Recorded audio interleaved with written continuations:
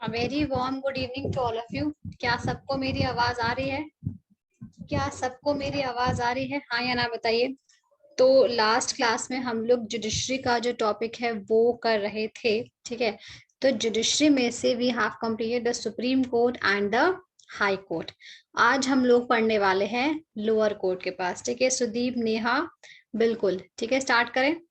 Okay, पिछली class से संबंधित कोई डाउट है तो पूछ लो, अदरवाइज फिर मैं डिस्ट्रिक्ट कोर्ट से जो है पढ़ाने वाली हूँ। देखो एसएससी के एग्जाम में ना डिस्ट्रिक्ट कोर्ट से क्वेश्चन तो कम ही पूछता है, मतलब अगर मैं बोलूँ परसेंटेज तो अब तक एक से दो ही सवाल जो है वो पूछा हुआ है डिस्ट्रिक्ट कोर्ट से, ठीक है।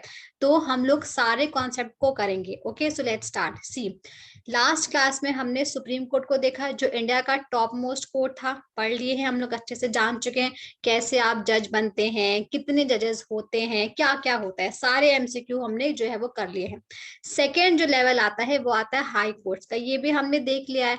स्टेट के अंदर टॉप होता है, कितने हाई कोर्ट कौन कौन से स्टेट में, हाई कोर्ट के जजेस को कौन अपॉइंट करता है, किस हाई कोर्ट में कितने होंगे जज, ये डिसाइड कौन करता है। ये सारी पॉइंट्स हमने लास्ट क्लास में देख लिया है, ठीक है। ओके, ठीक है इतना। अब देखो, अब हम लोग जो है, मैं आपके सामने एक पिक्चर लेकर आई हूँ, मतलब ये एक चार्ट है। तो इस चार्ट में मैं आपको कुछ बताना चाहती हूँ कि देखिए इसमें ना जो ऊपर के दो है ना, जो ऊपर के दो है ये दोनों, ये हमारा हो चुका है, ठीक है। अब हम लोग ये नीचे वाला पढ़ेंगे, that is a lower court. तो लोअर कोर्ट एग्जाम के लिए इंपॉर्टेंट उतना नहीं है, बट फिर भी मैं आपको बेसिक्स बता दूंगी। स्टार्ट किया जाए तो देखिए ये सारा लिखा हुआ है, तो इसको मैं बहुत ही सिंपल लैंग्वेज में बताऊंगी। तो सिंपल है, आप देखिए यहाँ यहाँ पे लिखा हुआ है, आप इसको सबऑर्डिनेट कोर्ट भी कह सकते हो, आप इसको लोअर कोर्ट भी कह सकते हो, आप इसको सेशन कोर्ट भी कह सकते हो, आप इसको डिस्ट्रिक्ट कोर्ट भी कह सकते हो, ठीक है। जो ये पिरामिडल स्ट्रक्चर होता है हमारे जुडिशरी का, ये मैंने बताया हुआ है आपको फर्स्ट क्लास में। इसमें सबसे नीचे होता है लोअर कोर्ट, ठीक है, इसके ऊपर होता है हाई कोर्ट और सबसे ऊपर होता है हमारा सर्वोच्च उच्चतम या फिर सुप्रीम कोर्ट, ठीक है। तो देखिए ये जो लोअर कोर्ट है ना, ये तीन प्रकार का होता है। कितने प्रकार का होता है? तीन प्रकार का होता है, ठीक है। अब जैसा केस होगा आप उसको वैसे कोर्ट में भेजोगे। तो सबसे पहले मैं आपको तीनों कोर्ट की कैटेगरी को एक्सप्लेन करूंगी कि कौन सा कोर्ट क्या है, कौन सा कोर्ट क्या नहीं है। और उसके बाद मैं आपको बताऊंगी कि अगर ये मामला है तो आप यहाँ जाइए, ये मामला है तो आप वहां जाइए। कल को अगर फ्यूचर में आपको भी नीड पड़ेगी तो आप जो है बड़े आसानी से पिक कर लेंगे कि हाँ ये हुआ है तो इसको वहां भेजो, ये हुआ है तो वहां भेजो, ठीक है। तो चलिए स्टार्ट करते हैं। हिंदी में भी है, इंग्लिश में भी है, ठीक है। सबसे पहले आता है सिविल कोर्ट। सिविल कोर्ट को हिंदी में कहते हैं दीवानी कचहरी, कुछ लोग उसको दीवानी कचहरी कहते हैं, कुछ लोग उसको दीवानी अदालतें कहते हैं। Second is your criminal court, जिसको हम लोग कहते हैं फौजदारी अदालतें, ठीक है। ओके, ये चीज है। नेक्स्ट जो हमारा है वो रेवेन्यू कोर्ट, ठीक है, इसको हम लोग कहते हैं राजस्व अदालतें, ठीक है। तो आइए इसको अच्छे से पढ़ते हैं। तो देखो, आपका जो भी जिला है, आपका जो भी डिस्ट्रिक्ट है, हर डिस्ट्रिक्ट में जो है ये तीन प्रकार के कोर्ट पाए जाते हैं। आप जरा अपने शहर में जाना निकलना तो आपको मिलेगा, ठीक है। हर डिस्ट्रिक्ट में ये तीन प्रकार के कोर्ट होते हैं। तो चलिए आइए अंडरस्टैंड करते हैं। कुछ बच्चों का कमेंट आया हुआ है, गुड इवनिंग खुशबू, गुड इवनिंग रागनी, वेरी गुड, ठीक है। तो देखिए होता क्या है, सबसे पहले हम लोग जाते हैं दीवानी कचहरी पे, जिसको हम लोग कहते हैं, क्या कहते हैं हिंदी में? दीवानी कचहरी, इंग्लिश में कहते हैं सिविल कोर्ट, ठीक है। ऐसे मामले, ऐसे मामले जिसमें आपने कानून को, दैट इज लॉ को वॉयलेट नहीं किया है, या फिर आपने जिसमें कानून को नहीं तोड़ा है, ऐसे मामले जिसमें कानून नहीं टूटा गया है, वॉयलेशन ऑफ लॉ नहीं हुआ है, वो सारे मामले सिविल कोर्ट में, दैट इज दीवानी कचहरी, दीवानी अदालत में आते हैं। फॉर एग्जाम्पल डिवोर्स, अब किसी का डिवोर्स हो रहा है तो डिवोर्स में कौन सा कानून ब्रेक हुआ है भाई? आपकी आपस में नहीं बनी तो आप डिवोर्स ले रहे हैं, ठीक है, दैट्स एब्सोल्युटली फाइन। किराएदार और मकान मालिक का केस होता है काफी, आपका आपका टेनेंट हो, ये लैंडलॉर्ड हो, ठीक है, उनका केस वो भी किस में जाता है?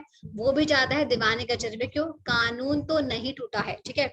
नेक्स्ट होता है किसी ने अग्रीमेंट को ब्रीच किया है, कॉन्ट्रैक्ट तोड़ा है, ठीक है। तो ऐसे मामले जिसमें कानून, वॉयलेशन ऑफ लॉ, कानून नहीं तोड़ा गया है, वो मामले आते हैं सिविल कोर्ट में, दैट इज दीवानी कचहरी में।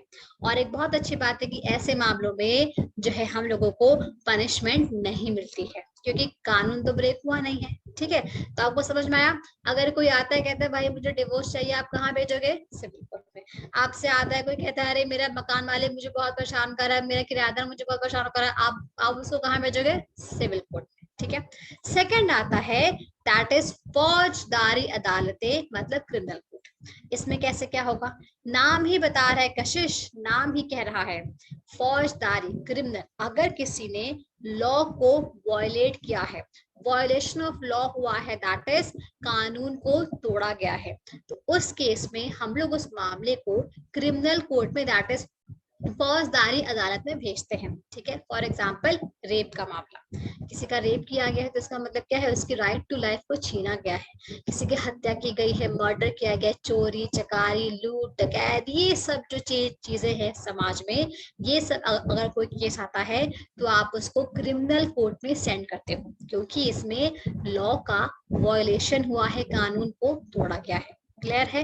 ठीक है, ओके। और हाँ, इस तरह के मामलों में पुलिस की एक महत्वपूर्ण भूमिका होती है। ठीक है, तीसरा बहुत सिंपल है, इंपॉर्टेंट भी नहीं है, वो है राजस्व अदालतें, जो आपके जो है पैसे वैसे से संबंधित होती है। क्लियर है? ठीक है, तो ये 3 अदालतें थी, इन तीनों को आपको, ये इनके दर्शन आपको आपके ही शहर में हो जाएंगे, चाहे आपका डिस्ट्रिक्ट मथुरा हो, चाहे गोरखपुर हो, चाहे मेरठ हो, चाहे जौन सा भी हो, उत्तर प्रदेश का या फिर किसी भी स्टेट का आपका राज्य वो होगा, क्या बोलते हैं, सिटी होगा, डिस्ट्रिक्ट होगा, वहां पे आपको इन सारी अदालतें जो है देखने को मिलेंगी। ठीक है, हाँ ना, ओके, तो आप समझ गए। तो ये था हमारा डिस्ट्रिक्ट कोर्ट का छोटा सा कॉन्सेप्ट। ओके, इंपॉर्टेंट नहीं है बट फिर मैंने आपको बता दिया ताकि हम लोग को क्लियर रहे, अगर मान लो फ्यूचर में कभी आ जाए तो। ठीक है, तो कोई डाउट है तो? नेहा, जो आप पूछ रहे हो मैथ्स की क्लास नहीं हुई, शेड्यूल में लिखा होगा बाबा, शेड्यूल में देखोगे ना तो शेड्यूल, आज तो मेरी ही क्लास थी, आज क्या है, फ्राइडे है ना, फ्राइडे को मेरी क्लास, देखो वेंसडे और Friday was my class from 5:15 to 6:15। बाकी का मेरे को नहीं पता, एक बार आप शेड्यूल देख लेना। ठीक है, एक बार आप शेड्यूल देख लेना तो और क्लियर हो जाएगा। चले, तो अब मैं आपको नेक्स्ट टॉपिक पे लेके जा रही हूँ, that is important amendments. Okay, आज जैसे कि ये टॉपिक मेरा खत्म हो गया तो दूसरा टॉपिक में जो स्टार्ट करने वाली हूँ दैट इज इंपॉर्टेंट अमेंडमेंट। और एक बात बता दूं, इस टॉपिक से सवाल पूछा हुआ है। अभी हमारी क्लास में वो कौन है, क्या नाम है इसका, समृद्ध है ना, वो क्या बता रहा था, परसों उसका एग्जाम था तो कि 2 सवाल पूछा था पॉलिटी से और दोनों को दोनों जो है वो अमेंडमेंट से पूछा था। ठीक है, चलिए, कशिश कहती है कि मेरा एग्जाम हॉल टिकट आ गया है, डर लग रहा है। ए डरो मत यार, मतलब डरोगे ना तो ऐसे डर तो एक बात बताऊं लगता है, आपकी जगह मैं भी होती ना तो मुझे भी लगता है, ये नई बात नहीं है, तो ये बहुत कॉमन है, सबको डर लगता है। बस इस डर को सामना करके जो आगे निकल जाता है उसका सिलेक्शन हो जाता है। आपने पढ़ा है ना, अगर पढ़ा है तो डर वर कुछ नहीं है। ठीक है, चलिए रिवाइज करिए और मेहनत से पढ़िए। आइए स्टार्ट करते हैं हम लोग। इंपॉर्टेंट कॉन्स्टिट्यूशनल अमेंडमेंट, हिंदी में कहते हैं महत्वपूर्ण संवैधानिक संशोधन। तो सबसे पहले मैं काम करती हूँ, आपको ना इस वर्ड का मीनिंग बताती हूँ, दैट इज संशोधन होता क्या है ये बताती हूँ। ठीक है, देखिए अमेंडमेंट को हिंदी में कहते हैं संशोधन। होता क्या है, मान लीजिए कि आपने कोई फोटो बनाई, ठीक है, उस फोटो में जिस आदमी की आपने फोटो बनाई थी, कुछ महीनों बाद उसका पेट जो है मोटा हो गया, वो आदमी मोटा हो गया। तो अगर आपके पास ये फीचर है कि आप उस पिक्चर को ठीक कर सको तो आप क्या करोगे, उस आदमी की फोटो को ठीक कर दोगे, उसका पेट फैला दोगे। वही मान लीजिए आपने कोई आर्टिकल लिखा, आपने जो डेटा लिखा था वो बदल गया, तो आप क्या करोगे, उसको ठीक कर दोगे। तो ये जो ठीक करने की, मॉडिफाई करने की, चेंज करने की जो एबिलिटी है समय के साथ, ठीक है, समय के साथ अपने आप को अपडेट रखना, ये चीज जो है अमेंडमेंट के अंदर आता है। हमारा जो फोन है ना उसके अंदर ऑटो अपडेट होता है, ऑटोमेटिकली वो अपडेट हो जाता है। कहते हैं फोन अपडेट कर लो, लैपटॉप अपडेट कर लो, क्यों? कहते हैं कि टाइम के साथ जो है आपको चलना चाहिए, वो अच्छी चीज है, उससे तरक्की भी होती है। तो सेम थिंग हमारे कॉन्स्टिट्यूशन के अंदर भी है। अमेंडमेंट का फीचर, मान लीजिए कोई चीज है जिसको हमें ऐड करना है, या फिर कोई चीज है जिसको हमको सब्ट्रैक्ट करना है, वो मतलब आज के टाइम के लिए वैलिड नहीं है या फिर पुराने जमाने की, या फिर परिवर्तन करना है, तो इन दैट केस हम जिस फीचर का यूज करते हैं उस फीचर को हम लोग कहते हैं संशोधन, दैट इज अमेंडमेंट। ठीक है, और बोला आपने सुना भी होगा कि change is the nature of nature, परिवर्तन ही प्रकृति का नियम है, तो इस नियम को ही यहाँ पे रखा गया है। ठीक है, तो ये जो संशोधन वाला फीचर है, अमेंडमेंट वाला फीचर है, ये हम लोगों ने कहाँ से लिया है? ये हम लोगों ने दक्षिण Africa, that is south Africa के कॉन्स्टिट्यूशन से लिया है। ठीक है, हमने अमेंडमेंट दैट इज संशोधन का फीचर कहाँ से लिया है? दक्षिण अफ्रीका, साउथ अफ्रीका से लिया है। आना कहती है कि मंडे को मेरा भी एग्जाम है। चलो बहुत अच्छी बात है, all the very best.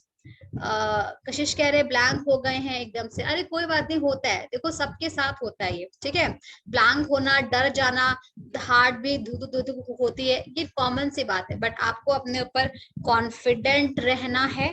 Okay, speed अच्छी हो, ओके स्पीड अच्छी हो, और उसके बाद जो है जो चीजें पढ़ी है उसको रिवाइज करिए, सब अच्छा होगा। ठीक है, जो अमेंडमेंट का फीचर है, संशोधन का फीचर है, वो हमने कहाँ से लिया है? वो हमने साउथ अफ्रीका से लिया है। क्लियर है? ठीक है, अमेंडमेंट जो है ना, इसके ऊपर बस एक ही आर्टिकल है, मतलब अमेंडमेंट जो है वो एक ही आर्टिकल में रखा गया है, दैट इज आर्टिकल 368, और ये पार्ट नंबर 20 का पार्ट है, पार्ट नंबर 20 में इसको रखा गया है। ठीक है, कहाँ से लिया गया है? साउथ अफ्रीका से। कहाँ रखा गया? आर्टिकल 368 में। कौन से भाग में? भाग संख्या 20 में। ओके, ठीक है, तो हमने लिया है दक्षिण अफ्रीका से, भाग 20 में रखा हुआ है। और हाँ, अमेंडमेंट, संशोधन करने की जो शक्ति है, ये सिर्फ और सिर्फ पार्लियामेंट के पास है। ध्यान रखिएगा, स्टेट लेजिस्लेचर दैट इज राज्य विधानमंडल अमेंडमेंट नहीं कर सकती है।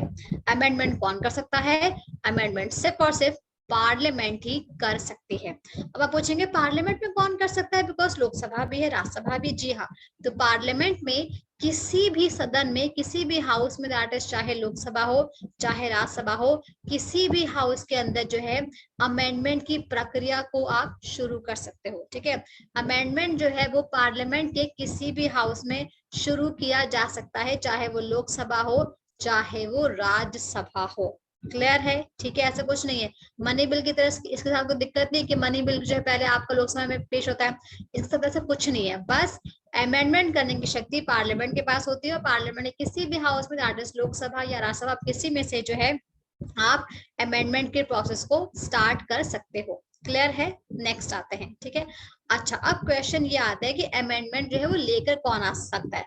अमेंडमेंट कोई भी सांसद, कोई भी एमपी, चाहे वो लोकसभा का हो चाहे वो राज्यसभा का हो, वो अमेंडमेंट के प्रोसेस को लेके आ सकता है। ठीक है, और एक बात और है, अमेंडमेंट करने के लिए जो है आपको उस बिल को दोनों हाउसेस से सेपरेटली, इंडिविजुअली पास कराना होगा। आपको पता होगा कि आर्टिकल नंबर 108 जो है हमारे संविधान का, कहता है कि अगर कोई बिल नहीं पास हो रहा है तो आप ज्वाइंट सिटिंग कर सकते हो, संयुक्त बैठक करके उस बिल को पास करा सकते हो। बट अगर वो बिल संशोधन वाला है, अमेंडमेंट वाला है, उस केस में ज्वाइंट सिटिंग जो है वो पॉसिबल नहीं है। सेपरेटली आपको जो है लोकसभा और राज्यसभा से बिल पास कराना होगा। ठीक है, ओके, ये बात इंपॉर्टेंट है, काफी सारे एग्जाम में इस पे क्वेश्चन पूछता है। ठीक है, और एक बात और है, राष्ट्रपति जो है ना, ये अमेंडमेंट वाले बिल को वापस नहीं कर सकता और इसको रोक भी नहीं सकता।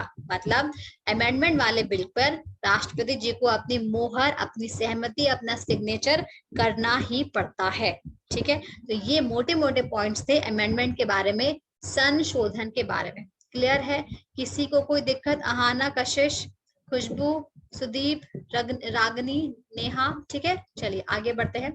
अब ये जो संशोधन है ना, आप इसको 3 मेथड से कर सकते हो। कैसे कर सकते हो? संशोधन आप 3 मेथड से कर सकते हो। पहला, साधारण बहुमत के साथ, दैट इज सिंपल मेजोरिटी के साथ। दूसरा, स्पेशल मेजोरिटी, दैट इज विशेष बहुमत के साथ। तीसरा, स्पेशल मेजोरिटी प्लस 50% मेजोरिटी वाले स्टेट्स, मतलब ऐसे मुद्दे जो कि ना स्टेट्स को भी प्रभावित करते हैं, उनको आप special majority plus 50% majority of the state के साथ पास कराते हो। जैसे कि जीएसटी वाला, जब जीएसटी बिल आया था तो इस बिल ने स्टेट्स को भी अफेक्ट किया था। सो इन दैट केस, अगर वो बिल हमारा स्टेट को भी अफेक्ट करता है, so that bill should be passed by special majority as well as 50% of the majority by the states. That is what is very important. ठीक है, तो ये 3 मेथड थे।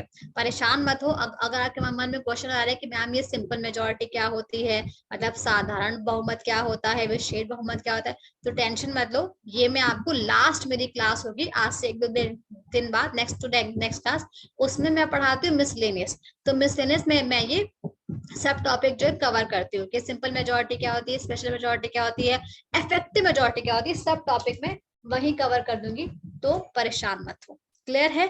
इतना क्लियर हो गया है? चलिए आगे बढ़ते हैं। अब एक बड़ा ही ट्रिकी सा सवाल एग्जाम में पूछता है कि अब तक हमारे कॉन्स्टिट्यूशन में कितनी बार संशोधन हुआ है। तो देखिए, अब तक हमारे कॉन्स्टिट्यूशन में कुल मिला के 105 बार, 105 टाइम्स जो है 105th अमेंडमेंट हो चुका है अब तक। बट मेरा सवाल ये है कि जो आर्टिकल नंबर 368 है, जो अमेंडमेंट की बात करता है, इस अकेले खुद आर्टिकल में कितनी बार अमेंडमेंट हुआ है? तो आइए जानते हैं। हमारे संविधान में कुल मिला के 105th अमेंडमेंट हो चुका है, 105 बार संशोधन हुआ है। बट ये जो आर्टिकल नंबर 368 है, इसमें अकेले खुद 3 बार संशोधन हुआ है। कब कब हुआ है आइए जानते हैं। देखो, अब तक जो है आर्टिकल 368 को 3 बार संशोधित किया गया है। सबसे पहले 1956 में, 1956 में जो संशोधन हुआ था वो था 7वां संशोधन। ठीक है, उसके बाद 1971 में हुआ था, ये आपका 24th अमेंडमेंट था। इसके बाद 1976 में हुआ था, वो 42nd अमेंडमेंट था। ठीक है, तो ये 3 आपके साल है, इन सालों में ये सारे अमेंडमेंट जो है वो हुए थे। कोई डाउट आपको? परेशान मत हो, ये सारे अमेंडमेंट्स हम लोग 1 बाय 1 करके डिटेल में पढ़ेंगे। ठीक है, अब तक कुछ पूछना है? अब एक बात बताती हूँ, ये जो 7th अमेंडमेंट है ना 1956, इसी के बारे में जो है वो स्टूडेंट जो है समृद्ध वो पूछ रहा था। ये पूछा हुआ है, अभी वो बताया था ना परसों एसएससी के एग्जाम में जो वेडनेसडे को हुआ था, उसमें ये पूछा था कि 7th अमेंडमेंट 1956 किससे डील करता है। तो ये बताऊंगी आगे मैं, फजल अली कमीशन है उससे डील करता है। ठीक है, और ये 71 वाला है, 1971 में इंडिया बांग्लादेश के लिए जो है वॉर कर रहा था पाकिस्तान से, उसको कहते हैं बांग्लादेश लिबरेशन वॉर। ये आपका हुआ था। और 1976 को तो हम भूल ही नहीं सकते हैं, देश में आपातकाल लगा हुआ था। इंदिरा गांधी जी ने जो 42nd नंबर का अमेंडमेंट हुआ, इसको हम लोग मिनी कॉन्स्टिट्यूशन भी कहते हैं। ठीक है, तो इसको हम लोग 1 बाय 1 करके डिटेल में पढ़ेंगे। तो चलिए आइए स्टार्ट करते हैं। आना पूछती मैम 1956 किस लिए किया गया था? अभी आगे आएगा आना। बात क्या है ना कि फजल अली आयोग बना था, फजल अली कमीशन, उसमें बोला गया था, फजल अली ने बोला था कि हाँ भाषा के आधार पे हम लोग जो है भारत में स्टेट्स और यूटीज का गठन कर सकते हैं। ठीक है, तो इसके बाद हुआ गया कि उन्होंने बोला कि देखो अंग्रेजों के जमाने की जो परंपरा है, part A part B part C part D वाला, उसको हटा दिया जाए और आप जो है भारत में भाषा के आधार पे स्टेट्स को बनाइए और यूटीज को बनाइए, कोई टेंशन की बात नहीं। तो इस चीज को सरकार ने मान लिया। फजल अली कमीशन ने जो बातें बोली थी उनकी 99.9% बातों को मान के सरकार ने संशोधन में कर डाला। उसी संशोधन को हम लोग कहते हैं 7वां संविधान संशोधन, जो 1956 में हुआ था। इसी संशोधन ने बोला था कि भाई हाई कोर्ट को आप शेयर कर सकते हो। मैंने बताया था हाई कोर्ट के चैप्टर में, सिंस हमारा देश बहुत बड़ा है, बहुत सारे राज्य हैं, तो इतना सारा हाई कोर्ट बनना आसान नहीं है। तो ये वाला जो संशोधन था 7th वाला, इसने बोला कि ठीक है, हाई कोर्ट की शेयरिंग हम कर सकते हैं, स्टेट्स आपस में हाई कोर्ट को शेयर कर सकते हैं, यूटीज भी आपस में जो है हाई कोर्ट्स को शेयर कर सकते हैं। तो इसी में कहा गया था। ठीक है, अभी आगे हम लोग पढ़ेंगे। तो 105 संशोधन हो चुका है। ठीक है, बट हम लोग 105 पूरा नहीं पढ़ेंगे, हमसे वो पढ़ेंगे जो हमारे एग्जाम के लिए इंपॉर्टेंट है। ठीक है, आना पूछती है मैम लैंग्वेज के आधार पर पहला स्टेट आंध्र प्रदेश था और लास्ट तेलंगाना है। नहीं नहीं नहीं, सुनो क्या नाम है आना, ये बात तो सच है कि फर्स्ट लिंग्विस्टिक स्टेट, भाषा के आधार पे जो पहला राज्य भारत में बनाया गया था उसका नाम था आंध्र प्रदेश। बट आखिरी राज्य तेलंगाना है, ये कहना मुश्किल है। क्या पता कल को कोई और राज्य बन जाए। हमारे भारत में ना हर छोटे मोटे इलाके में आप देखिए प्रोटेस्ट होता है, हमारी मांगे पूरी करो। आसाम में जाइए तो वहां के लोग कहते हैं हमें बोडो लैंड चाहिए, बोडो अलग भाषा वाली है। कर्नाटका में जाइए, वहां वहां पे एक नई जो है चल रहा है भाषा, टूली। कह रहे टूली भाषा के लोग हैं उनको अलग राज्य बनाइए। उत्तर प्रदेश में आए तो कहते हैं भोजपुरी अलग भाषा है, उसको पूर्वांचल को राज्य बनाइए। तो ऐसी समस्या ना हर जगह है। तो ये कहना है कि वो आखिरी स्टेट है तो ये चीज गलत होगा, बिकॉज यहाँ पे कैप नहीं लगा, ये बढ़ता ही जाने वाली चीज है। हाँ पहला है जो वो फिक्स हो चुका है तो वो आंध्र प्रदेश है। ठीक है ना, चले ओके। हाँ मैम, तो फिर कहती है हाँ ना मैम, अब तक का बोल सकते हैं। हाँ अब तक का कह सकते हो, बिल्कुल अब तक का कह सकते हो, बट लास्ट कहना मुश्किल होगा, बिकॉज क्या पता ये लास्ट ना हो, मैं अभी जिंदा हूं तो मेरे लास्ट है, आज से 10 साल बाद क्या पता कुछ और हो जाए, है ना, ये चीज है। ओके, इसलिए हम लोग इस तरह के वर्ड्स का यूज नहीं करेंगे, थोड़े कॉन्ट्रोवर्शियल है। क्लियर है, कोई तकलीफ कोई दिक्कत? चले आगे, चलिए अब मैं जाती हूँ उन अमेंडमेंट्स पे जो हमारे एग्जाम के लिए इंपॉर्टेंट है। ठीक है, 105 बार संशोधन किया गया है, बट 105 वाला नहीं पढ़ना है, हमें वो पढ़ना है जो एग्जाम के लिए इंपॉर्टेंट है। तो अब हम लोग पढ़ने जा रहे हैं one by one important amendments. तो आपको 3 बातें याद रखनी है। नंबर 1, अमेंडमेंट का नंबर क्या है, फर्स्ट सेकेंड थर्ड वट किस साल में हुआ है, ओके, एंड ये अमेंडमेंट क्या बात बोलता है। तो इन 3 बातों का आपको ध्यान रखना है। ठीक है, कौन कौन कौन सा अमेंडमेंट का नंबर क्या है, किस साल में हुआ है और क्या बोलता है। स्टार्टिंग विद द फर्स्ट, पहला तो पता ही है, इंपॉर्टेंट होता ही है। फर्स्ट अमेंडमेंट होता है 1951 के अंदर। तो 1951 में जो पहला संविधान संशोधन होता है, इसने ना 9th शेड्यूल 9वीं अनुसूची को हमारे भारत के संविधान में ऐड किया। आप पूछेंगे 9वीं अनुसूची क्या है, मैंने पढ़ाया हुआ है अनुसूची के चैप्टर में। 9वीं अनुसूची को ऐड किया गया था ताकि जमींदारी प्रथा को खत्म किया जाए। तो 9वीं अनुसूची को ऐड किया गया था ताकि जमींदारी प्रथा को खत्म किया जाए, और साथ के साथ जो लैंड लॉज है, जो भूमि कानून है, उसको कॉन्स्टिट्यूशनली जो है प्रोटेक्शन दी जाए। और इसके साथ ही 9 शेड्यूल के साथ हमने आर्टिकल 31A और 31B को भी ऐड किया। आर्टिकल 31A और 31B जो है ये प्रॉपर्टी के ऊपर डील करता है, संपत्ति के ऊपर डील करता है। और इन तीनों को ऐड करने के पीछे हाथ था Ramesh Thapar versus state of Madras के जजमेंट का। Ramesh Thapar versus state of Madras का जो जजमेंट आया था, उसी जजमेंट की वजह से जो है 9वीं अनुसूची को ऐड किया गया, प्रथम संविधान संशोधन को, प्लस आर्टिकल 31A और 31B को भी जोड़ा गया। ठीक है, इसके साथ ही अनुच्छेद 15 जो है वो बात करता है कि भारत में भेदभाव नहीं किया जाएगा। ठीक है, जाति के आधार पे, धर्म के आधार पे, नस्ल के आधार पे, लिंग के आधार पे और प्लेस ऑफ बर्थ के आधार पे। ठीक है, इसके ऊपर एक पिक्चर भी है, एक मूवी है, उसका नाम है आर्टिकल 15, उसी के ऊपर बेस्ड है, आयुष्मान खुराना की है। इसमें क्लॉज 4 ऐड किया गया और आर्टिकल 19 जो कि फ्रीडम की बात करते हैं, इसमें क्लॉज 2 ऐड कर दिया। कुछ रिस्ट्रिक्शंस थे और इन दोनों में संशोधन, मतलब कुछ ना कुछ ऐड किया गया था, संशोधन किया गया था। ये पार्ट 3 के अंदर आते हैं, फंडामेंटल राइट्स के अंदर आते हैं। तो ये था आपका छोटा सा पहला संविधान संशोधन। नेक्स्ट आते हैं 7th। देखो ये इस बार पूछा हुआ है एसएससी वाले एग्जाम में, ये पूछा हुआ है। अभी जो वेंसडे को एग्जाम हुआ था ना, आपके सामने ही बोला था स्टूडेंट ने, है ना, तो वेंसडे को जब एग्जाम हुआ था तो उसमें ये पूछा हुआ है। तो 7th नंबर का अमेंडमेंट होता है 1956 में।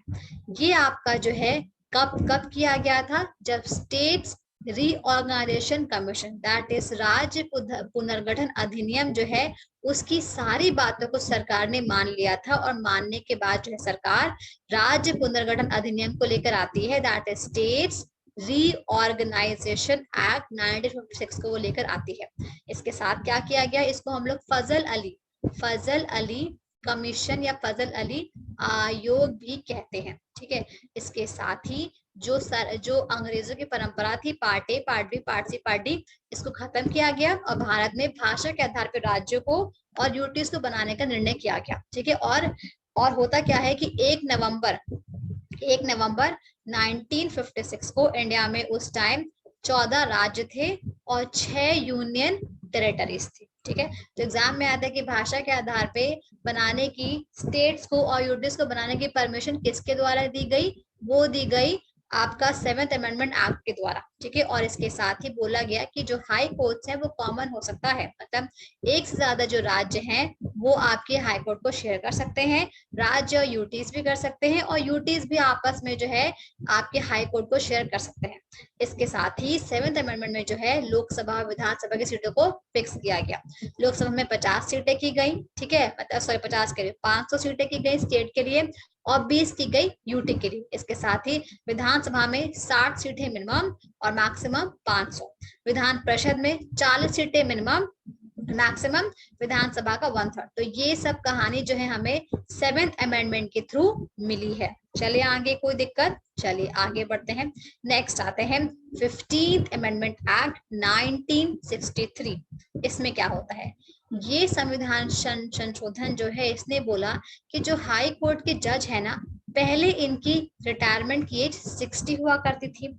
15th अमेंडमेंट में हाई कोर्ट के जज की रिटायरमेंट की एज 60 से बढ़ाकर 62 कर दी। तो एग्जाम में पूछता है using which amendment act the retirement age of the high court judge increased from 60 to 62 years। वो क्या हो जाएगा? 15th amendment act 1963। क्लियर है? नेक्स्ट आते हैं 21st amendment act 1967। तो हुआ क्या था? देखिए हमें पता है कि जो शेड्यूल नंबर 8 है, जो शेड्यूल नंबर 8 है ये आपका बात करता है ऑफिशियल लैंग्वेज की। किसकी बात करता है? शेड्यूल नंबर 8 बात करता है ऑफिशियल लैंग्वेज की, ठीक है। तो जो ऑफिशियल लैंग्वेज है ना वो हमारी अभी कितनी है? अभी हमारे पास ऑफिशियल लैंग्वेज 22 है, ठीक है। बट 1967 के टाइम, इससे पहले हमारे पास 14 ऑफिशियल लैंग्वेज हुआ करती थी। फिर 1961 में 21 नंबर का संशोधन होता है। इसके द्वारा हम लोग 15th जो आपकी ऑफिशियल लैंग्वेज है वो ऐड करते हैं, that is Sindhi. Sindhi was added by 21st Amendment Act 1967 as a regional language in the 8th schedule of the Constitution। हमारे भारत की 8वीं अनुसूची में सिंधी को जो है क्षेत्रीय भाषा की तरह 8वीं अनुसूची में ऐड किया गया, ठीक है। ये इंपॉर्टेंट है, ये पूछता है, ठीक है। चलिए नेक्स्ट आते हैं गोलकनाथ केस। आप बोलोगे मैम आप तो अमेंडमेंट पढ़ा रही हैं, संशोधन पढ़ा रही हैं, फिर गोलकनाथ केस कहाँ से आ गया? You know what, Golaknath case को जाने बगैर हम लोग आगे आने वाला संशोधन नहीं पढ़ सकते हैं। बिकॉज गोलकनाथ केस में सुप्रीम कोर्ट ने ऐसा जजमेंट दिया था कि जिस जजमेंट की वजह से हमारी पार्लियामेंट को, हमारी सरकार को संशोधन करना पड़ा। तो पहले जानते हैं कि गोलकनाथ केस में आखिर ऐसा था क्या। तो गोलकनाथ केस होता है 1967 में, ठीक है। इस केस में आप खुद देखोगे कि सुप्रीम कोर्ट ने पार्लियामेंट की शक्ति को कमजोर कर दिया था, पार्लियामेंट को बहुत ज्यादा वीक कर दिया था, ठीक है। तो ये क्या कहता है? गोलकनाथ केस कहता है कि जो भी अमेंडमेंट जो है वो पार्लियामेंट करती है वो सारा का सारा आर्टिकल 13 के अंदर कवर किया जाएगा। आर्टिकल 13 क्या है? आर्टिकल 13 में परिभाषा दी हुई है न्यायिक समीक्षा की। आर्टिकल 13 में जुडिशियल रिव्यू की, दैट इज न्यायिक समीक्षा की परिभाषा दी हुई है। इसके साथ ही बोला ये गया कि पार्लियामेंट के पास ना असीमित शक्तियां, अनलिमिटेड पावर्स संशोधन करने की बिल्कुल नहीं है। और साथ के साथ ये बोला कि अगर पार्लियामेंट कोई ऐसा संशोधन करती है जो हमारे फंडामेंटल राइट्स को वायलेट करता है तो वो सारा का सारा जुडिशियल रिव्यू के अंदर आएगा, मतलब न्यायिक समीक्षा के अंदर आएगा और कोर्ट उसको खारिज, नल एंड वॉइड डिक्लेयर कर सकती है। तो आपने देखा, आपको क्या पता चला कि भाई गोलकनाथ केस ने पार्लियामेंट को, मतलब सरकार को कमजोर कर दिया। और आपको लगता है कि सरकार कमजोर रहने वाली है? कब तक रहेगी? कभी ना कभी तो सही हो, मतलब होगी ना। सरकार को गोलकनाथ केस के जो जजमेंट है वो पचे ही नहीं, इसीलिए इसके 3 साल बाद, दैट इज 1971 में जो है सरकार करती है 24वां संविधान संशोधन। ये वही संविधान संशोधन है जिसने जो है संशोधन के अंदर ही संशोधन कर दिया, ठीक है। ये वही संविधान संशोधन है जिसने जो है संशोधन के अंदर ही संशोधन कर दिया। तो 24वें संविधान संशोधन के द्वारा हुआ क्या, पार्लियामेंट ने अपने आप को जो पहले वीक हो गया था उसको स्ट्रॉन्ग बना दिया। कैसे, 24वें संविधान संशोधन के द्वारा आर्टिकल नंबर 13 में क्लॉज 4 को ऐड किया गया, खंड 4 को ऐड किया गया, और अनुच्छेद नंबर 368 में खंड 3 को ऐड किया गया। और आपको पता है कि 368 बात करता है संशोधन की और 13 बात करता है जुडिशियल रिव्यू की। ठीक है, ओके। आना पूछती मैम, गोलकनाथ केस था क्या जो इतना इफेक्ट हुआ? तो गोलकनाथ केस क्या था ना, ये पंजाब के एक व्यक्ति थे, इनके साथ कुछ इशू हुआ था। ठीक है, तो ये बहुत बड़ा केस है, हमारे एग्जाम के लिए इंपॉर्टेंट नहीं है, बट अगर आप बोलोगे तो मैं आपको मिसलेनियस के अंदर पढ़ा दूंगी। ठीक है, गोलकनाथ केस का बस जजमेंट जो है वो इंपॉर्टेंट है। गोलकनाथ केस बहुत बड़ा केस है, जो लॉ के होते हैं ना स्टूडेंट्स, उनको पढ़ाया जाता है, क्लैट व्लैट वाले। ठीक है, एसएससी में तो इतना डीप नहीं आता है, तो मैं यहाँ नहीं बता रही हूँ, बट अगर आपकी फरमाइश होगी तो मैं इसको लास्ट जो टॉपिक होगा ना मिसलेनियस, उसमें करा दूंगी। ठीक है, तो अब इसके बाद क्या होता है, 24वें संशोधन में आर्टिकल 13 में खंड 4 को जोड़ते हैं, और अनुच्छेद 368 में खंड 3 को जोड़ते हैं। ठीक है, और इसके बाद होता क्या है, पार्लियामेंट कहती है कि संसद चाहे तो संविधान के किसी भी चीज को संशोधित कर सकती है।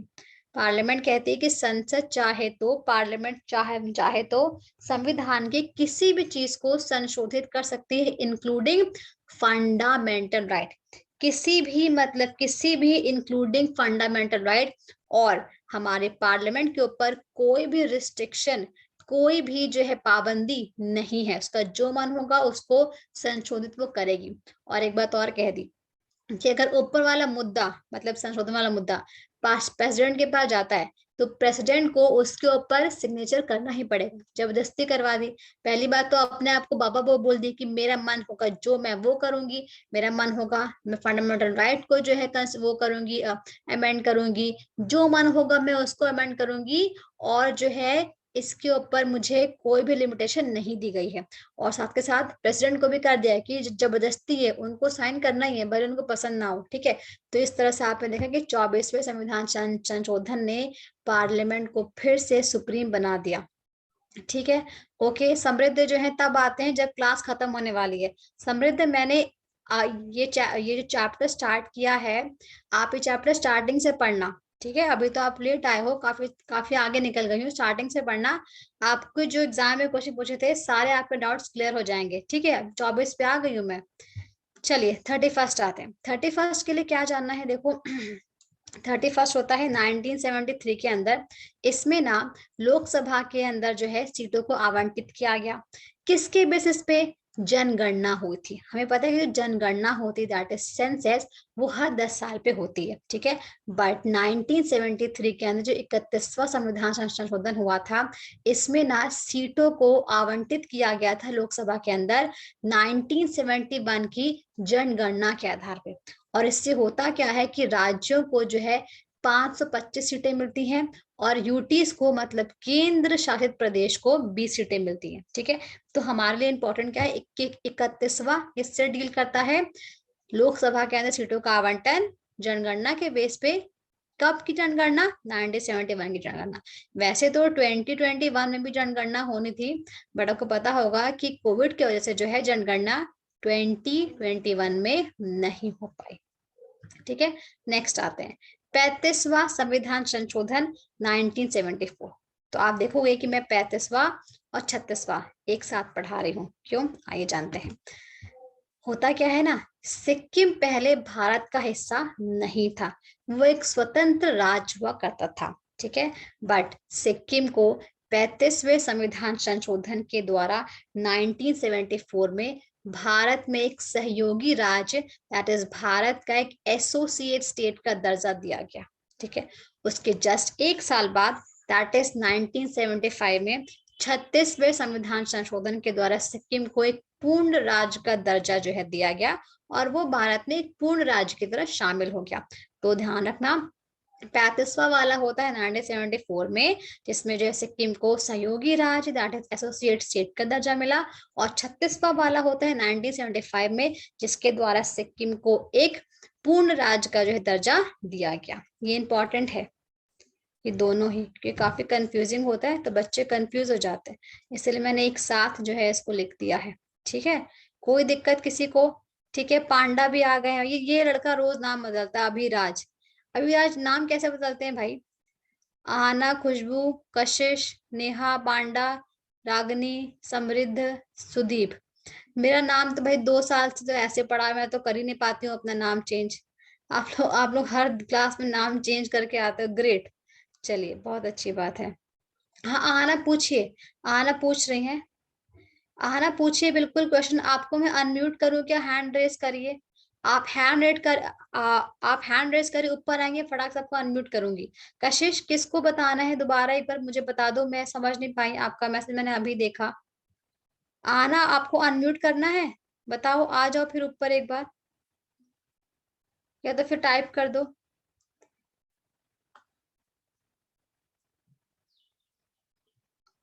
36, 36, 830। अच्छा अच्छा, ठीक है, रुको, पहले मैं इसका बताती हूँ डाउट, कशिश का। ओके, देखो कशिश, रुको, देखो, हुआ क्या था ना कशिश, जो सिक्किम है ना, वो पहले भारत का हिस्सा नहीं था। वो एक स्वतंत्र राज्य हुआ करता था, उसमें राजा वजह के चोंगियाल राजा थे, उनकी डायनेस्टी थी वहां पे, ठीक है। भारत का पार्ट नहीं था वो। ओके, फिर क्या होता है कि 1974 के अंदर सिक्किम को भारत में एक एसोसिएट स्टेट, दैट इज सहयोगी राज्य का दर्जा दिया जाता है। भारत में शामिल तो करते हैं, बट एसोसिएट स्टेट के द्वारा, मतलब सहयोगी राज्य की तरह करते हैं, 35वें संशोधन के द्वारा। हमने पढ़ा भी है आर्टिकल 1 में कि हमारे पास जो है तीन तरह के राज्य है, एक आपका टेरिटरी है, एक आपका जो है क्वाइट स्टेट है, तो ये वही है, ठीक है।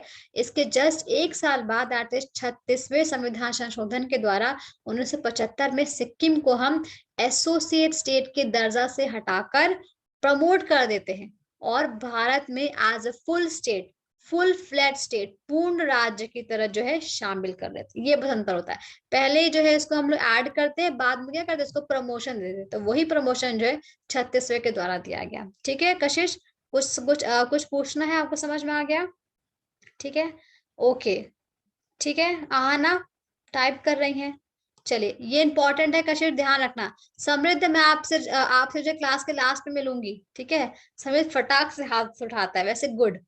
अपने डाउट्स आपको पूछने चाहिए, ठीक है। चलिए, समृद्ध क्लास के बाद पूछूंगी मैं, ठीक है। क्लास खत्म होगी तब पूछ लेना डाउट, ओके। चलिए, अब मैं जाती हूँ 42 पे। 42 is very very very very important. 42 amendment हुआ कब था, पहले इसका बैकग्राउंड जानते हैं। 42 अमेंडमेंट हुआ था 1976 में। इस टाइम देश में राष्ट्रीय आपातकाल, दैट इज इस टाइम देश में नेशनल इमरजेंसी लगी हुई थी। 42 अमेंडमेंट कब हुआ था? जब देश में नेशनल इमरजेंसी, दैट इज राष्ट्रीय आपातकाल लगा हुआ था। और ये अमेंडमेंट करवाने वाली थी इंदिरा गांधी और उनकी कांग्रेस की सरकार, ठीक है। 42 अमेंडमेंट को हम लोग मिनी कॉन्स्टिट्यूशन, दैट इज लघु संविधान भी कहते हैं। क्यों? क्योंकि इस अमेंडमेंट के द्वारा 59 आर्टिकल्स को संशोधित किया गया था। बहुत बड़ी बात है, ठीक है। क्या क्या किया गया था? कुछ अच्छी बातें थी, कुछ बुरी बातें थी, ठीक है। तो हम लोग सब जानेंगे। सबसे पहले लोकसभा, मतलब कि ये बोला गया कि जो लोकसभा की सीटें हैं वो 2001 तक बढ़ाई नहीं जाएंगी। मतलब लोकसभा की सीटों पे जो है लिमिट लगा दी गई, ठीक है। ओके, नेक्स्ट आते हैं। इसके बाद क्या है? इसके बाद ये बोला गया कि हमारे प्रियम्बल के अंदर 3 वर्ड्स को ऐड किया गया। प्रस्तावना में 3 शब्दों को जोड़ा गया। एक था आपका समाजवादी, जिसको कहते हैं हम लोग सोशलिस्ट। दूसरा वर्ड है सेकुलर, जिसको हम लोग हिंदी में कहते हैं समाज वो पंथ निरपेक्ष, धर्म निरपेक्ष। तीसरा वर्ड है आपका इंटेग्रिटी, जिसको हम लोग कहते हैं अखंडता। तो इन 3 वर्ड्स को प्रियम्बल में, हमारे प्रस्तावना में जो है, उद्देशिका में इसको ऐड किया गया बाय 42nd अमेंडमेंट एक्ट 1972, ठीक है। इसके बाद जो फंडामेंटल ड्यूटी है, दैट इज मौलिक कर्तव्य है, इनको भी ऐड किया गया। बात क्या है ना, इंदिरा गांधी को ऐसा फील होता था कि अगर देश की जनता को मौलिक अधिकार मिले हैं तो ये फर्ज बनता है हम लोगों का कि उनके पास मौलिक कर्तव्य भी हो। तो वो कहते हैं कि हमारे संविधान ने निर्माताओं से गलती हो गई, भूल हो गई कि उन्होंने मौलिक अधिकार तो दिए बट मौलिक कर्तव्य नहीं दिए। तो वो कहती मैं ठीक कर दूंगी। तो इसीलिए फंडामेंटल ड्यूटी को इंदिरा गांधी की सरकार ने ऑन द रिकमेंडेशन ऑफ सरदार स्वर्ण, एक सेकेंड, इंदिरा गांधी की सरकार ने ऑन द रिकमेंडेशन ऑफ सरदार स्वर्ण सिंह कमेटी, ठीक है, इंदिरा गांधी की सरकार ने ऑन द रिकमेंडेशन ऑफ सरदार स्वर्ण सिंह कमेटी जो है फंडामेंटल ड्यूटी को मौलिक कर्तव्य को हमारे संविधान के भाग संख्या 4A में आर्टिकल नंबर 51A के अंदर रख दिया। पहले हमारे पास जो है 10 मौलिक कर्तव्य थे, बट अब हमारे पास 11 है। 11वां कौन सा है बता चुकी हूँ मौलिक कर्तव्य के चैप्टर में। इसके साथ ही आर्टिकल नंबर 368 में बता चुकी हूँ कि आर्टिकल नंबर 368 आपका बात करता है संशोधन का। इसके अंदर क्लॉज 4 को ऐड किया गया और क्लॉज 4 को ऐड करने के बाद न्यायिक समीक्षा दैट इज जुडिशियल रिव्यू को हटा दिया गया। तो ये कहीं ना कहीं बहुत गलत काम किया गया था। इससे जो है दिख रहा था कि हम लोग की जो शक्तियां हैं, मतलब जो के कोर्ट की शक्तियां हैं, जो जनता के लिए चीज थी अच्छी थी, उसको खत्म कर रहे थे इसके द्वारा। दूसरा क्या किया गया, लोकसभा का कार्यकाल बढ़ा के 5 से 6 साल कर दिया गया, ठीक है। इसके साथ जो गलत काम किया गया वो ये था कि रिट जुरिस्डिक्शन, ठीक है, पांच पढ़ा के मिली ना रिट, आर्टिकल 32 और 226, उसके अंदर जो रिट का अधिकार है हाई कोर्ट और सुप्रीम कोर्ट के अंदर, इसको भी हटा दिया गया। तो आपको पता है कि रिट है तो हम लोग को न्याय मिलने की उम्मीद रहती है, कोई हमारे साथ गलत नहीं कर सकता। हमारे मौलिक अधिकार का अगर कोई हनन करता है तो हम आर्टिकल 32 का यूज करके डायरेक्टली सुप्रीम कोर्ट जाते हैं। हाई कोर्ट जाना होता है तो 2266 का यूज करते हैं, इसको ही हटा दिया उन्होंने, ठीक है। तो ये जो है कुछ तो कुछ गड़बड़ किया, इसलिए जो है इस अमेंडमेंट का क्रिटिसाइज भी बहुत किया जाता है, ठीक है। तो ये था हमारा 42वां संशोधन।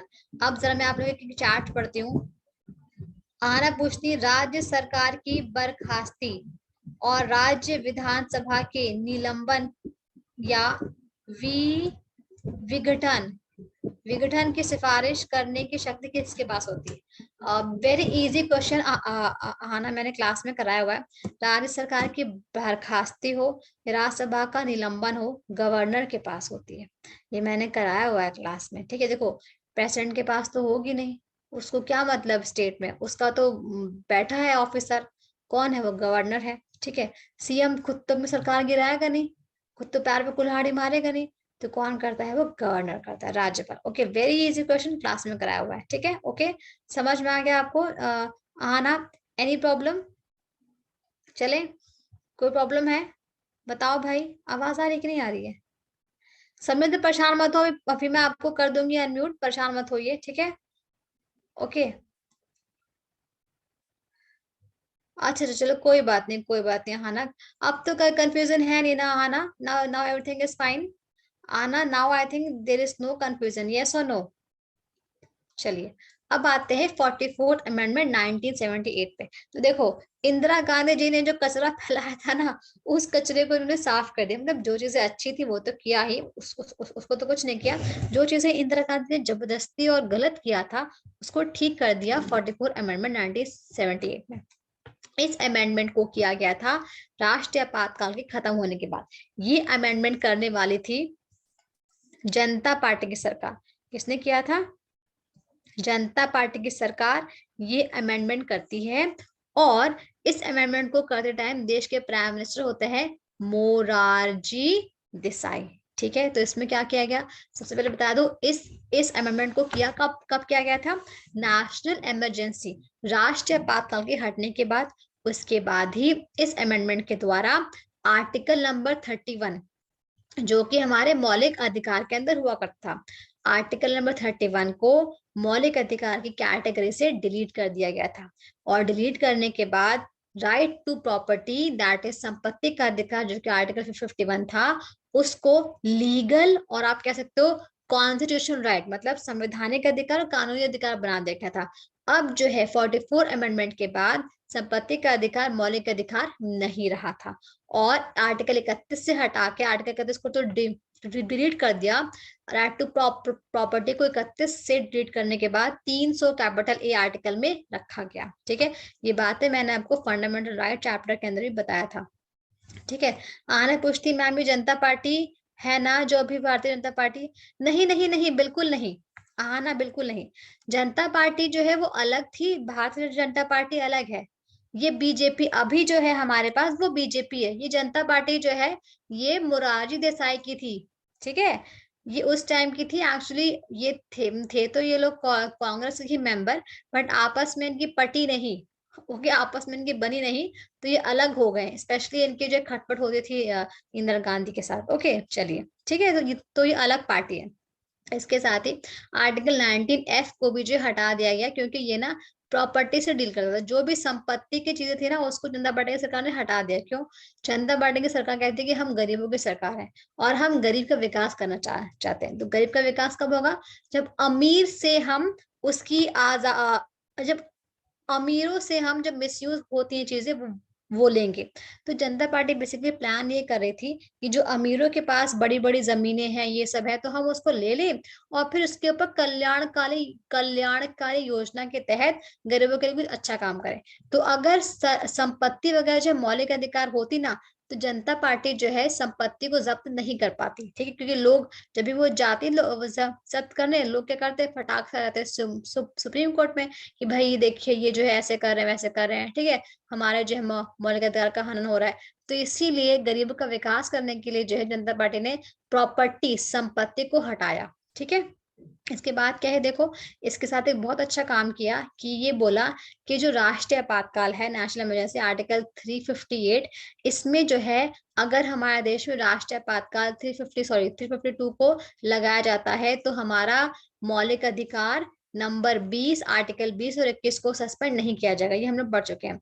ये लगाने वाली जनता पार्टी की सरकार थी। 44 अमेंडमेंट के द्वारा ही बोला गया था कि अगर देश में नेशनल इमरजेंसी लगाया जा रहा है, तो मौलिक अधिकार अनुच्छेद 20 और 21 को सस्पेंड नहीं किया जाएगा, वो हमेशा वैलिड रहेगा।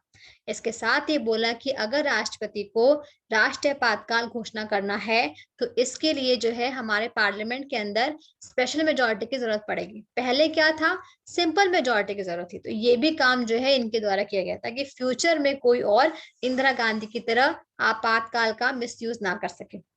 इसके बाद जो लोकसभा का कार्यकाल इंदिरा गांधी ने 5 से बढ़ा के 6 किया था, उसको इन्होंने वापस 5 कर दिया। और जो इंदिरा गांधी ने रिट जुरिस्डिक्शन सुप्रीम कोर्ट और हाई कोर्ट की हटाई थी, उसको भी ये वापस ले आते हैं। और साथ के साथ अनुच्छेद 352 के अंदर क्या बोलते हैं कि जो जुडिशियल रिव्यू की शक्ति है वो सुप्रीम कोर्ट के पास दोबारा आ जाएगी।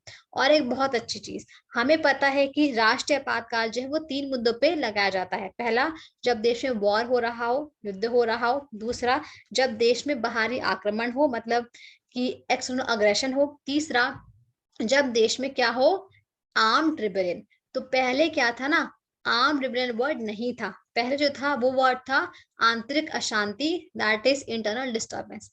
इंटरनल डिस्टर्बेंस वर्ड को हटाया गया था 44 अमेंडमेंट के द्वारा, और इसकी जगह आर्म्ड रिबेलियन, दैट इज सशस्त्र विद्रोह वर्ड ऐड किया गया था। क्यों? क्योंकि इंदिरा गांधी ने 1975 में जो आपातकाल लगाया था वो इसी वर्ड की वजह से लगाया था। उन्होंने कहा देश में आंतरिक अशांति है, नेशनल इमरजेंसी लगा दी जाए। तो इस वजह से जो है आपातकाल का बहुत मिसयूज हुआ था। तो फ्यूचर में आपातकाल का मिसयूज ना हो, तो ये काम जो है जनता पार्टी सरकार ने किया था, ठीक है। तो ये क्लियर है? कुछ पूछना है? ये इंपॉर्टेंट है। 42 एंड 44 अमेंडमेंट जो है वो इम्पोर्टेंट है हमारे संविधान के लिए, हमारे एग्जाम के लिए, ठीक है। नेक्स्ट आते हैं 52 1985 में। इसके लिए थैंक यू बोलिए राजीव गांधी को। Rajiv Gandhi was the youngest prime minister of India, and उनको थैंक यू बोलिए क्योंकि वो जो है 52 नंबर का अमेंडमेंट लेकर आते हैं। 52 नंबर के अमेंडमेंट ने जो है 10वीं अनुसूची 10th शेड्यूल को ऐड किया, जिसके अंदर anti defection law, that is दल बदल विरोधी कानून जो है वो पारित हुआ, ठीक है।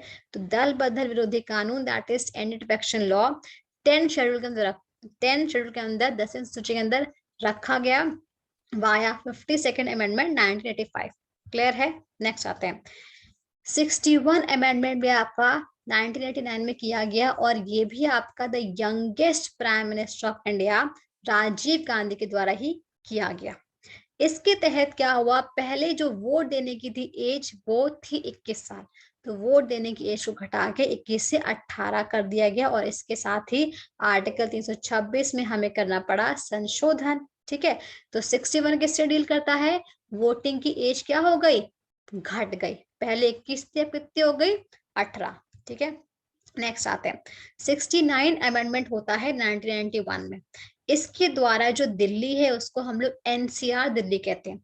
आपने सुना होगा एनसीआर दिल्ली, या फिर सुना होगा दिल्ली एनसीटी। ठीक है, एनसीटी का मतलब होता है नेशनल कैपिटल टेरिटरीज, एनसीआर का मतलब होता है नेशनल कैपिटल रीजन। ठीक है नेहा, तो 61 अमेंडमेंट 1961 के थ्रू दिल्ली को एनटीसी दिल्ली या फिर एनसीआर दिल्ली में बनाया गया, और साथ के साथ दिल्ली की विधानसभा को 70 सीटें जो है वो दी गई। हमें पता है कि दिल्ली के अंदर विधानसभा है, सीएम भी है, और दिल्ली की विधानसभा में 70 सीटें हैं।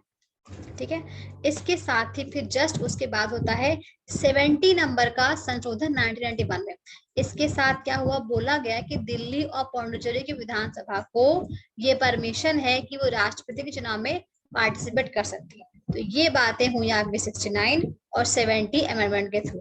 क्लियर है, कुछ पूछना है तो बताइए। ठीक है, सानवी पूछती है मैम दल बदल क्या है, बहुत अच्छा क्वेश्चन है सानवी। देखो दल बदल का मतलब क्या होता है, मान लीजिए कि ये व्यक्ति है, ये पर्सन है, ठीक है, ये चुनाव जीता बीजेपी की पार्टी से। ठीक है, बीजेपी के टिकट पे ये चुनाव जीत गया, चुनाव जीतने के बाद ये एमपी बन गया, एमपी बनने के बाद जो है इसको मंत्री नहीं बनाया गया। तो अब ये क्या कर रहा है, ये जीता है बीजेपी का वोट लेके बीजेपी की सीट पे बीजेपी के टिकट से, और अब जब इसको मंत्री नहीं बनाया गया तो अब ये बीजेपी को छोड़ के ज्वाइन कर लेता है समाजवादी पार्टी।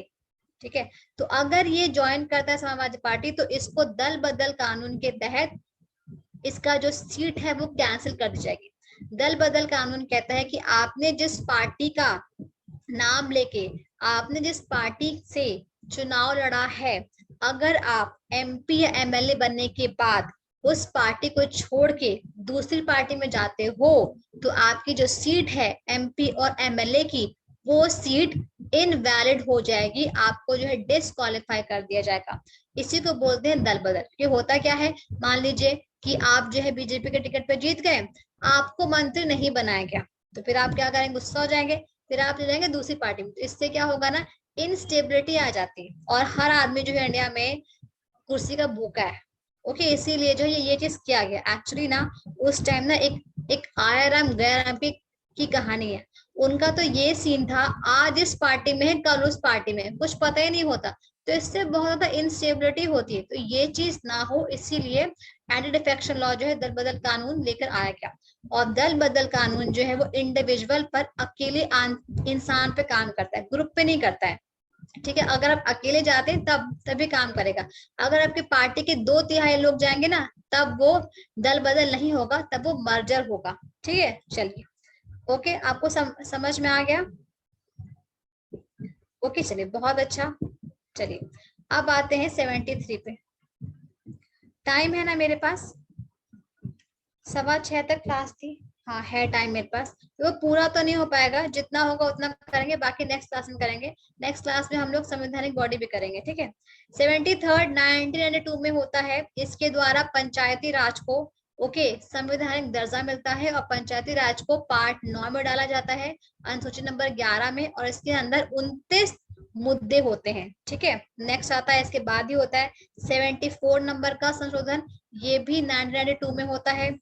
इसके द्वारा हमने म्यूनिसिपैलिटी को, नगर निगम को, ठीक है, अर्बन लोकल बॉडी को संवैधानिक दर्जा दिया, और साथ के साथ जो है हम लोगों ने पार्ट 9A के अंदर और 12वीं अनुसूची में हमने क्या किया, हमने जो है म्यूनिसिपैलिटी को, नगर निगम को रख दिया। इसमें कुल 18 मुद्दे होते हैं। ठीक है, नेक्स्ट आता है 77 अमेंडमेंट ने क्या किया, देखो 77 नंबर का अमेंडमेंट होता है 1995 में। इस अमेंडमेंट के द्वारा क्लॉज 4A को ऐड किया गया आर्टिकल 16 में, और बोला गया कि अगर आप शेड्यूल कास्ट हैं और शेड्यूल ट्राइब हैं तो आपको सरकारी जॉब में मिलेगा प्रमोशन। ठीक है। तो सरकारी जॉब में शेड्यूल कास्ट और शेड्यूल ट्राइब को प्रमोशन दिया जाता है। किसके द्वारा दिया जाने लगा? 77 अमेंडमेंट के द्वारा 1995 में हुआ था ये चीज, और इसके तहत आर्टिकल 16 में करना पड़ा था अमेंडमेंट, क्लॉज 4A को ऐड करना पड़ा था। ठीक है। नेक्स्ट आता है 84 अमेंडमेंट ने क्या बोला? अच्छा, कशिश कहते हैं 73rd अगेन। ठीक है, रुको बताती हूँ। 84 जो है वो 2001 में होता है। इसके द्वारा बोला गया कि भाई 2026 तक जो है लोकसभा की सीटें इंक्रीज नहीं की जाएंगी। ठीक है, 84 क्या बोलता है कि 2026 तक जो है लोकसभा की सीटें इंक्रीज नहीं की जाएंगी। कशिश पूछते हैं कि 77 अमेंडमेंट SC ST से है एक्ट? नहीं, SC ST एक्ट नहीं है। नहीं इसका कशिश, SC ST एक्ट नहीं है। ये कहता है प्रमोशन, गवर्नमेंट जॉब में जो प्रमोशन नहीं होता है, उस प्रमोशन में SC ST के लोगों को आरक्षण मिलेगा।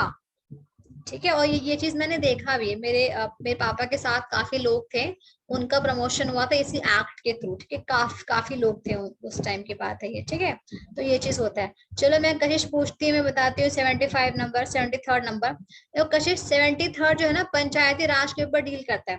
पंचायती राज जो है ना वो आपका संवैधानिक दर्जा दिया गया था 73rd अमेंडमेंट 1982 के द्वारा, और पंचायती राज को पार्ट 9 में रखा गया है 11वीं अनुसूची में। ठीक है, देखो SC ST एक्ट अलग है कशिश।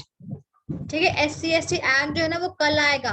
कल हम लोग जब पढ़ेंगे संवैधानिक बॉडी, तो वहां पे आपको SC ST एक्ट जो है वो देखने को मिलेगा।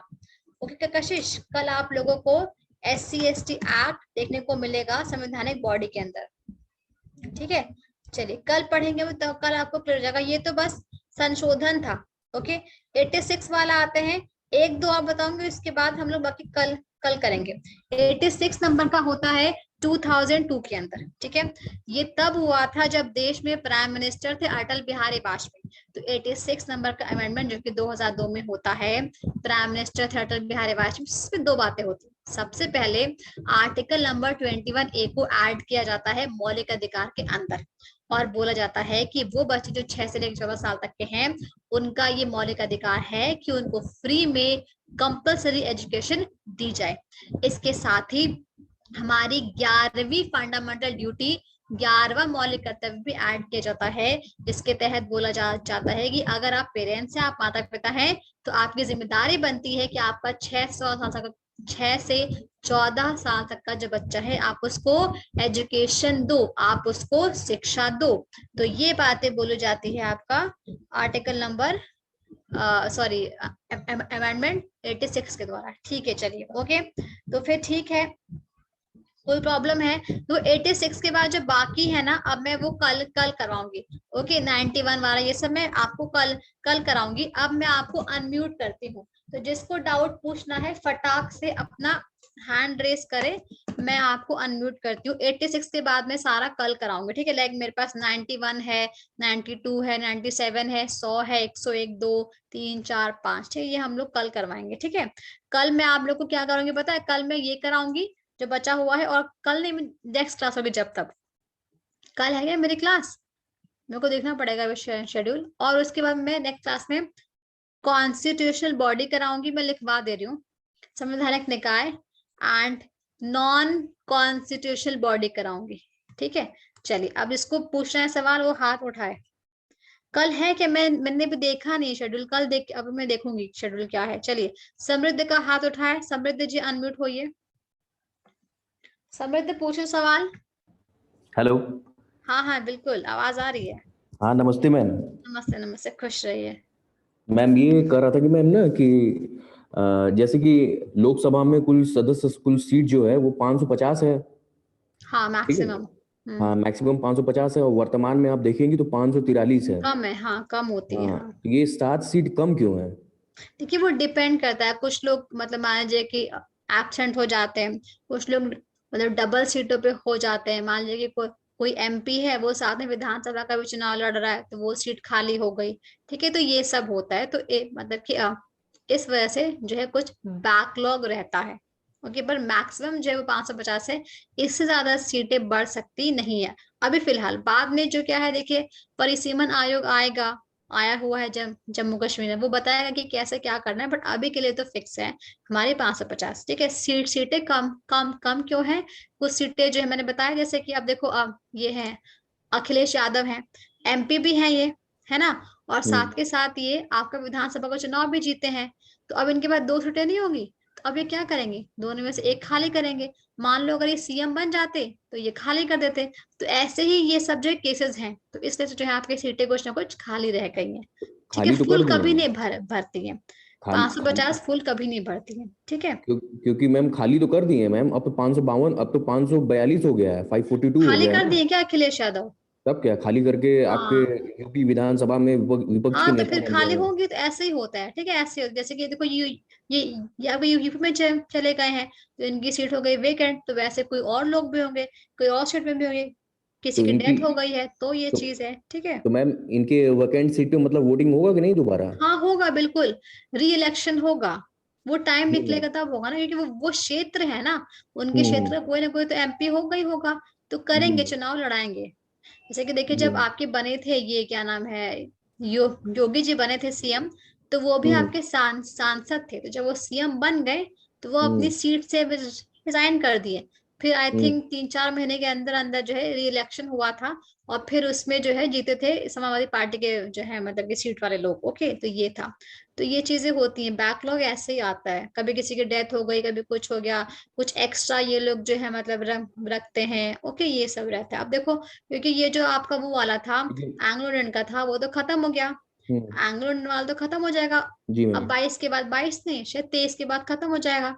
तो उसके बाद जो बचा कुचा जी होगा मैम। वो आपका ऐसे ही रहेगा, और कुछ एक्स्ट्रा ये लोग लेके चलते हैं। ठीक है, मैम अच्छा, मैम ये बताइए कि जैसे एंग्लो इंडियन आपका लोकसभा से तो खत्म ही हो गया है, एकदम खत्म खत्म है, हो गया, मतलब है ही नहीं विधानसभा से भी लोकसभा में। खत्म हो गए। मतलब किसी भी राज्य की विधानसभा में नहीं है सब। सब, हाँ, सब में से खत्म हो गए। देखो, जो 104 नंबर का गोवा में देखो तो यहाँ होंगे पे ना दिया मैम, हुआ है। गोवा में। हैं? गोवा में तो होंगे नहीं ना, नहीं, गोवा में। देखो गोवा के लोग प्रोटेस्ट कर रहे हैं। जी ये मैम। देखो ना, 104 नंबर का जो संशोधन हुआ था, उसके द्वारा जो है हमने क्या किया था, एंग्लो इंडियन की जो सीटें हुआ करती थी आपके लोकसभा में 2 ठो और विधानसभा में एक, उसको जो है हटा दिया गया। अब जो है राष्ट्रपति और गवर्नर जो है एंग्लो इंडियन के मेंबर्स को नॉमिनेट नहीं करेगा। ठीक है, जी मैम। तो ये चीज है, अब कहीं नहीं। हाँ, ये बात और है कि जो एंग्लो इंडियन के लोग हैं ना, वेस्ट बंगाल में प्रोटेस्ट कर रहे हैं, फिर मैंने पढ़ा था कि तमिलनाडु में और नॉर्थ ईस्ट में प्रोटेस्ट कर रहे हैं कि नहीं, ये गलत हुआ। ओके, प्रोटेस्ट कर रहे हैं, बट ऐसे कुछ होने वाला है नहीं, बिकॉज अब जो हो चुका, जी मैम। अमेंडमेंट जी हो मैम। गया, है तो ना। मैम इसका मतलब ये है कि मतलब किसी भी राज्य की विधानसभा में अब एक भी एंग्लो इंडियन नहीं नहीं है। नहीं नहीं, अब एक बात आप देखो, अभी जो यूपी का चुनाव हुआ था, तो जी मैम। 203 सीटों पे हुआ था, जी मैम। जी है मैम। ना। यूपी की विधानसभा की जो सीटें हैं वो 404 हुआ करती थी, क्योंकि हम्म। 403 तो चुनेंगी, और हम्म। एक क्या होगा, एंग्लो इंडियन वाला होगा। तो ये जी मैम। खत्म हो गया। जब ये खत्म हुआ, तो अभी जो 2022 में इलेक्शन हुआ है, तो वहां पे 403 सीटों पे चुनाव हुआ है, जी बिकॉज मैम। ये हमने खत्म कर दिया जी है ना। मैम। टोटल हाँ, जो 403 पे पुराना ही चल हुआ है। चल रहा है वो तो चलेगा। जैसे कि अभी देखो, 2019 में चुनाव हुआ था, आम हम्म। चुनाव, इसमें जी जो मैम। एंग्लो इंडियन आए थे, तो इनका चलेगा कार्यकाल। 2023 के बाद जो है, अब दूसरा व्यक्ति जो है एंग्लो इंडियन में नहीं नॉमिनेट किया जाएगा। जो है वो तो अपना कार्यकाल खत्म करेगा ही, खत्म करने के बाद नया व्यक्ति है वो नहीं आएगा, ये चीज जी खत्म मैम। हो जाएगी, ये है। जी मैम। जी मैम। और मैम मैं अभी मतलब आपका मतलब पुराना मतलब वीडियो देख रहा था अभी हाल ही में, तो हम्म उसमें आप से मैंने क्वेश्चन पूछा था कि मतलब उपराष्ट्रपति को अगर उसके पद से अगर हटाना हो तो उस पद को आप हम्म। बताएं कि अभियोग नहीं बोलेंगे, तो क्या? उस पद को तब उस प्रक्रिया को तब क्या बोलेंगे? जैसे हम उसका कोई, आपसे क्वेश्चन हाँ पूछे थे कि हाँ, उपराष्ट्रपति याद को आ रहा है। उपराष्ट्रपति उसके पद से हटाने की प्रक्रिया को आप बताई थी कि उसको महाभियोग नहीं कहा जाता है, तो जब महाभियोग नहीं बोलेंगे तब क्या बोलेंगे उस प्रक्रिया को? देखो, पहली बात है ना, ये जो महाभियोग का टर्म है, ये ऑफिशियल टर्म है, ये संविधान के द्वारा दिया गया। सिंस जब हम उपराष्ट्रपति को हटाते हैं, तो हम ये महाभियोग का वर्ड यूज नहीं करते, हम ये कहते हैं इसको साधारण जो है हटाया जाता है। कैसे? राज्यसभा में प्रस्ताव पास करके, उसके बाद आप इसको जो है आप राज्यसभा में प्रभावी बहुमत के द्वारा, इफेक्टिव मेजोरिटी के द्वारा जो है आप राज्यसभा में वो चीज पास कराते हो, और फिर आप जाते हो लोकसभा में और वहां पे साधारण बहुमत के द्वारा पास कराते हो। तो इसमें क्या है, ये प्रोसीजर, ठीक है। संविधान में जो है टर्म तो नहीं लिखा है हटाने का, जैसे कि महाभियोग है, उसने बस स्टेप्स लिखे हैं, प्रोसीजर लिखा है कि ये स्टेप आपको फॉलो करना है। पहले राज्यसभा जाइए, प्रभावी बहुमत लेकर आइए, फिर आप लोकसभा जाइए, सिंपल मेजोरिटी लेके आइए, और आपका जो ये वाइस प्रेसिडेंट है इसको हटाइए, ठीक है। कोई टर्म इसके लिए नहीं लिखा गया, बस स्टेप लिखा गया है, जी ठीक मैम, है, जी मैम। वर्ड नहीं है इसके लिए। और इसमें देखो, जो हमारा ये नहीं है सुप्रीम कोर्ट का जज, इसको हटाने के लिए है हमारे पास टर्म महाभियोग, ओके। जी मैम, जी मैम। राष्ट्रपति के लिए भी है, बट जो है उपराष्ट्रपति के लिए टर्म नहीं है। ये बात और है कि राष्ट्रपति का महाभियोग का प्रोसेस अलग होता है, ये राष्ट्रपति ये जो है जज का हल्का सा अलग होता है, बट टर्म जो है दोनों के लिए यूज किया गया है संविधान के अंदर। इनके लिए कोई टर्म यूज नहीं किया गया, बस स्टेप दिया गया है कि ऐसा स्टेप करना, और स्टार्टिंग जो है कहाँ होगी, राज्यसभा के अंदर ही होगी। ये नहीं कि लोकसभा स्टार्ट कर दे, नहीं, फिक्स है कि राज्यसभा से आपको स्टार्ट करना है, ठीक है। जी मैम, हो गया मैम। और ठीक है, डाउट ठीक है नहीं मैम। है?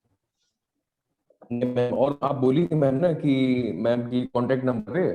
हाँ, मैंने आपको ट्राई किया एक दो बार, मतलब मैंने क्या ट्राई किया, मैंने टीम को बोला ट्राई करने के लिए, तो आपका नंबर लगा नहीं। एक काम करो, फिर से अपना अपना कोई और नंबर भेजो, ठीक है, मैं एक बार फिर से मैम करवाती यही। हूँ। अच्छा ठीक है, रुको, मैं आपका नंबर सेव सेव कर रही थी, मैं अपने फोन से कर लूंगी ट्राई, ठीक है। वैसे मैंने आपका नंबर दे रखा है, टाइम नहीं लिखे हो कब फोन करना है। चलिए, मैंने सेव कर लिया, आपका नंबर है, मैंने अपने फोन में सेव कर लिया है। देखो, जिसको भी कोई डाउट हो ना, ओके, तो जिसको भी डाउट है तो वो अपना नंबर जो है वो क्या कर सकता है, मुझे शेयर कर सकता है, मैं टीम को दे दूंगी।